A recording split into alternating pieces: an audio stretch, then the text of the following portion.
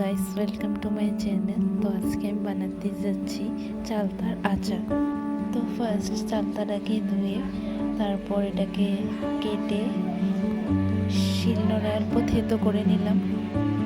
তারপর আমি একটা প্লেটে শুকনো লঙ্কা, মিষ্টি, জিরে, মেথি এগুলো সবগুলোকে ভালো করে ভেজে নিলাম।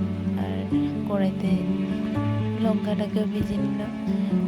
ভাজা হওয়ার পর সবগুলোকে আমি একটু গুঁড়ো করে নিলাম। তারপর একটুখানি তেলে শুকনো মরিচটাকে ভেজে তারপর চালতাগুলোকে দিয়ে দিলাম।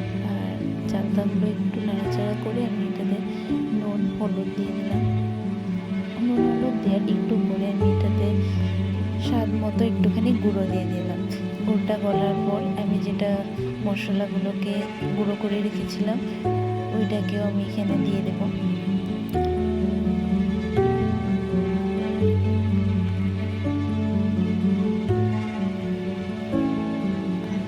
দিয়ে দেওয়ার পর এটাকে ভালো করে নাড়িয়ে নেব।